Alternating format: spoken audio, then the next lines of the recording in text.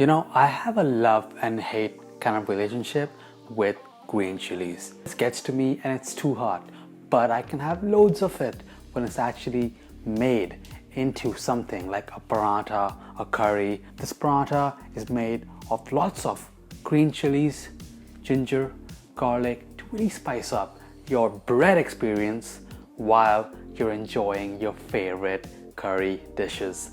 Let's get started. So first, let's make the actual dough, and for that we will measure some atta flour in a large bowl, add in a pinch of salt if you want, and then some carom seeds or ajwain as well. Then you want to add in some water, a little bit at a time, and knead it until the dough is really nice and soft. It shouldn't be sticky at all, it should be nice and supple, and then just cover this with a moist piece of paper towel or a kitchen towel, and then just let this sit and let the dough relax for about 15-20 minutes. Now while that's happening, let's prepare our stuffing basically for our paratha.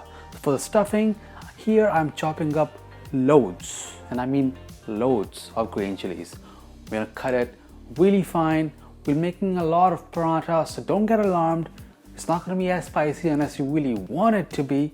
And then after that, I'm going to mince some garlic and then finely chop some ginger as well. You really want everything to be really finely chopped, just so that when you stuff it, it makes that process really easy.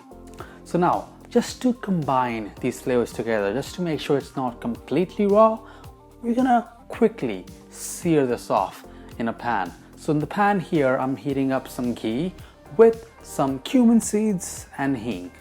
Once that is aromatic, then add in all of your green chilies, ginger and garlic, and then just saute this with a bit of salt until it's really nice and fragrant. It's gonna smell amazing in your kitchen. And then you want to add in some fresh cilantro, just give it a quick mix, heat it up for only about a minute, and then take it all out and set it aside in a bowl. Now once your dough has rested enough, it's time to stuff it. So what you want to do is portion it out into a golf ball sized portion. This full recipe should give you between 5 to 6 medium sized parathas, at least medium for me. I also have some atta flour on my countertop just for dusting and just to make the rolling process easy. Now with each portion of your dough, you want to roll it into a thick flat disc and then spoon or brush some of that green chili mixture. You can taste it to see just how spicy it is, and then use your judgment to spread out as much or as little as you want. Then you just want to start cupping it into a ball and just start joining the ends while making almost like a star. But just be careful not to pinch all of that dough, because it's not really a full stuffing like paneer or potato. It's not gonna feel the same when you stuff it, because that's not really much you're stuffing. So just make sure you only pinch the edges of the ends, and with the help of that flour, just roll this out into a thin disc. You'll get the feel for it eventually, and with the combination of the atta flour, ghee and the green chili, it's always going to be less spicy than what you anticipate, because it's going to balance out, Plus you can always have yogurt.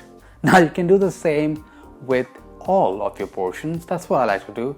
Let's heat up my tawa pan to cook these up. You can also use a cast iron pan if you don't have it. And then add in one portion of your paratha. Then wait for some bubbles to appear at the top, and while that's happening, just make sure you have some ghee around you. Now as soon as you see the bubbles, turn this on the other side, and then with a spoon just brush the top of that paratha. Then once the underside has some nice brown spots as well, then flip it and brush the other side with ghee. You want to cook this out until that ghee lightly toasts your paratha, and then just set that aside. Again, you want to make sure each side is lightly golden brown. Brush each side generously with ghee or butter if you like, and then just set that aside. These parathas are incredibly easy, and if you love parathas but you want to break from the monotony of having the same old plain paratha, these are great. It's a great substitute. It's not a meal like aloo paratha. It's just like a twist to a classic plain paratha. So let me know in the comment section down below. Have you ever had a green chili paratha?